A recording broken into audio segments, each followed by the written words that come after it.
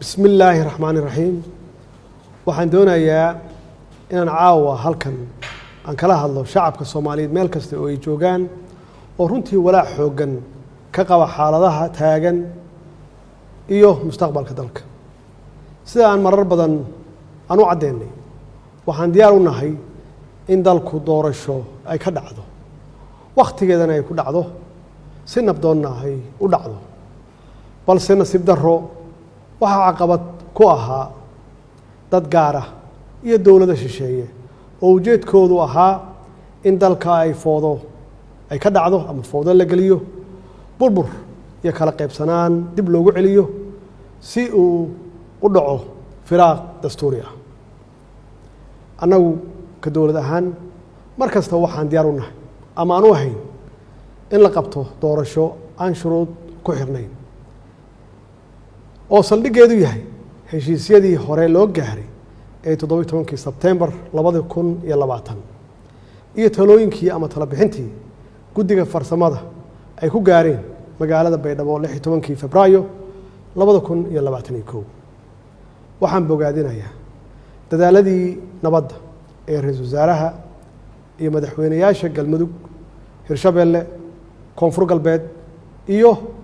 gudoomiyaha gobolka Banaadir anigoo soo dhaweynaya baaqyadii ay ka soo saareen arrimaha doorashooyinka haddaba si loo suurtageliyo qabashada doorasho ku salaysan heshiisyadaas aan soo xusnay waxaan ugu horeyn aan ugu baaqayaa dhammaan dhinacyada Soomaaliyeed in la joojiyo wax kasta oo dalka u horseedi kara xasilooni darro oo ay ka mid tahay siyaasadeynta arrimaha ciidamada kala qaybinta bulshada iyo burburinta hantida dadweynaha shacabka Soomaaliyeed ee sharafta leh waxaa maragma doonta ah in aan mar walba ayna garab taagnaayeen walina ay garab taagan yihiin ama ay garab taagan yihiin dawladnimada Soomaaliya waxaad muujiseen dulqaad waxaad muujiseen bisayl iyo dal jacayl waxaa markii la doortay aad u soo baxdeen ama aad ka soo baxdeen guryihiina si aad guushaasi taariikhiga ah aad u garab istaagtaan ama aad qayb uga noqotaan waxaad mudan tihiin in dawladdiinu ay sii xoojiso dareenkiina wadannimo ee aad muujiseen run ahaantii marnaba dhici mayso in shacabka Soomaaliyeed loo horseedo burbur iyo qax hor leh sidaas darteed waxaan ugu baaqaynaa ama aan ugu baaqayaa dhinacyada abaabulaya xasilooni darrada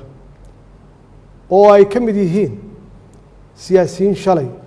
xilal dalka u soo hayay maantana doonaya inay xilkaas iyo mid la mid ah ay qabtaan inay u horseedaan foodo si ay kursi ay ugu gaaraan maalmihii la soo dhaafay waxaa astaan cad ay u ahaayeen sharka iyo khayrka waxaa loo qaybsamay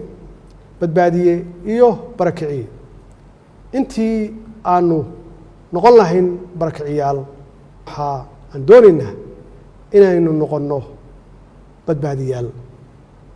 danaha siyaasadda way dhammaan karaan ama way iska dhammaanayaan waxaase waaraya ciidda iyo calanka ummadda Soomaaliyeed ayagaana mudnaan kale waxyaabaha kale ee aanu isku hayno waxaan garawsanay inaan ka hortagno hagardaamo kasta oo lagu beegsanayo xasiloonideenna iyo badqabkeenna shisheeye badan ayaa maskax maal iyo muruqba ku bixinaya sidii ay u marhabaabin lahaayeen horumarka ummadda Soomaaliyeed si ay u helaan ama ay uga helaan dana u gaar ah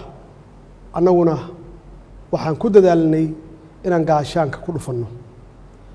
waxaanu diidnay in dhallinyaradeenna laga dhigto xaabo la shito gacmahoodana lagu burburiyo nafta iyo hantida ummadda Soomaaliyeed shacabka Soomaaliyeed waxay caawa kala ogsoon yihiin ama kala ogaadeen cidda ka shaqaynaysa inaysan doorasho dhicin dowladnimada la burburiyo iyo cidda u hiilinaysa nabadda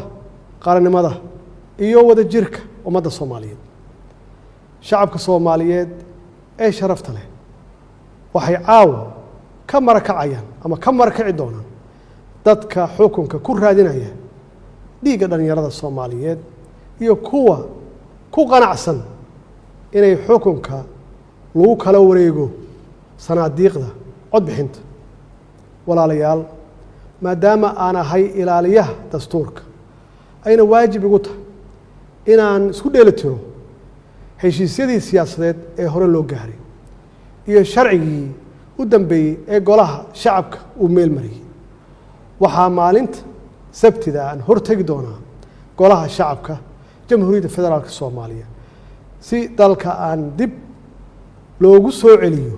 hanaankii doorasho ee ay heshiiska ay ku wada gaareen dowladda federaalka ah iyo dowlad goboleedyada dowladda federaalka Soomaaliya waxay aaminsan tahay ama aaminsanayd welina ay xal u aragtaa in wadada kaliya ee furan ay tahay midda wada hadalka isqancinta isu tanaasulka iyo in lagu soo laabto miiska wada hadalka iyadoo la dhammaystirayo heshiiskii 17 Sebtembar iyo talabixintii guddiga farsamo ee Beedhabo ee Febraayo 16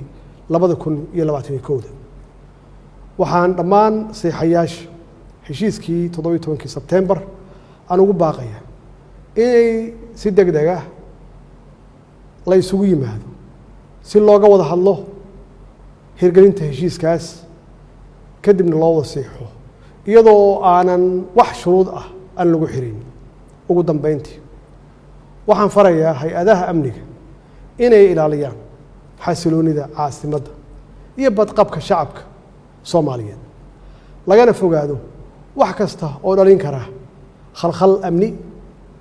shacabka Soomaaliyeedna ay arrintaasi ku garab siiyaan ciidankooda qalabka sida oo habeen iyo maalin u taagan badbaadadooda wassalaamu calaykum waraxmatullaahi wabarakaatuh